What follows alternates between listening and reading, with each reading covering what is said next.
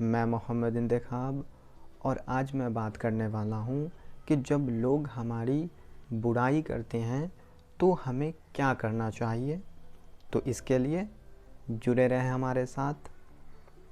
अगर ये क्वेश्चन आप मुझसे पूछेंगे तो मैं बोलूँगा कि जब भी लोग हमारी बुराई करते हैं तो हमें सबसे पहले उनको सुनना होगा।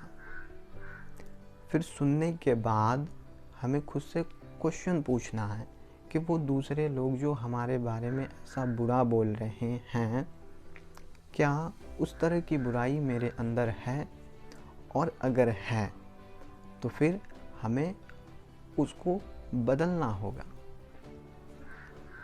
इसको एक एग्ज़ाम्पल से समझते हैं। अगर मैं अपनी बात करूं तो मेरे कुछ भाईजान हैं जो मुझे बोला करते थे कि तुम आलसी हो, तुम सुस्त हो, तुमसे किसी काम की उम्मीद नहीं की जा सकती, ऐसा बोलते थे। तो जब वो ऐसा बोलते थे तो मुझे बुरा लगता था। और यही नहीं, मेरे कुछ अंकल भी यही बात बोलते थे कि तुम आलसी हो, तुम्हारा ध्यान जो है काम पे नहीं होता है, तुम एक्टिव नहीं हो, एक्टिव बनो।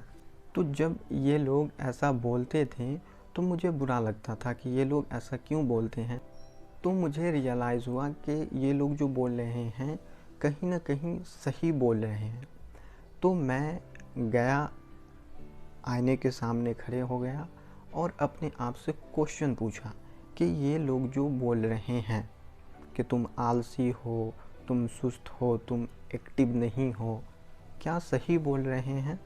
और क्वेश्चन पूछने के बाद मैंने इसका आंसर खुद से देने की कोशिश नहीं किया, बल्कि रुका रहा और देखा कि मेरा ब्रेन क्या प्रेजेंट कर रहा है। तो पता ये चला कि देखो, जब भी तुम काम करते हो तो काम करने के दौरान कुछ टाइम का गैप मिलता है। तो उस गैप में तुम या तो फ्यूचर के बारे में सोच रहे होते हो कि फ्यूचर में ये करना है, और अगर ऐसा नहीं हुआ तो क्या होगा, और उसके बारे में सोचकर मैं उदास रहता था। या फिर पास्ट के बारे में मैं कुछ गलती किया हूँ या मेरे साथ कुछ गलत हुआ है तो मैं उसके बारे में भी सोचकर उदास रहता था और अपना फोकस काम पर पूरी तरह से नहीं करता था।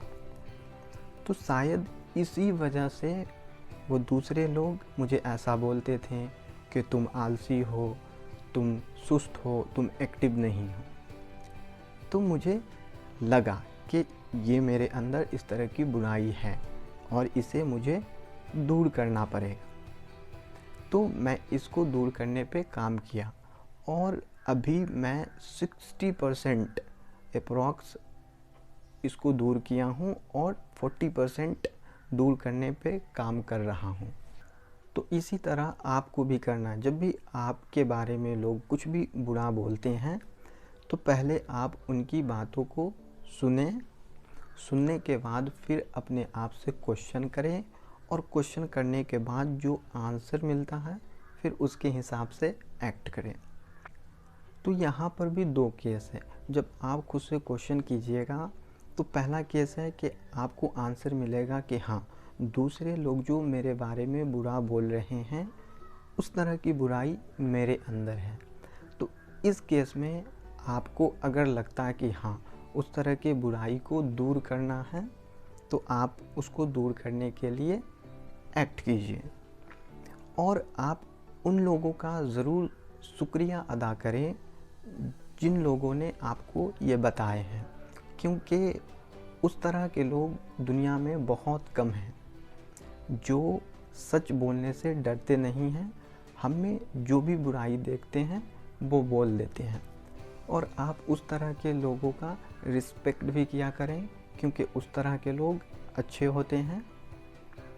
और दूसरा केस है, अगर आप खुद से क्वेश्चन पूछें और आपको आंसर मिला कि नहीं, दूसरे लोग जो बोल रहे हैं उस तरह की बुराई या कमियां मुझ में नहीं हैं, तो इस केस में आपको करना ये है कि हल्का सा स्माइल कीजिए और उनकी बातों को इग्नोर कर दीजिए। क्योंकि यहाँ पर आपको उनकी सोच समझ में आई कि आप में बुराई नहीं है, फिर भी वो बुरा कह रहे हैं।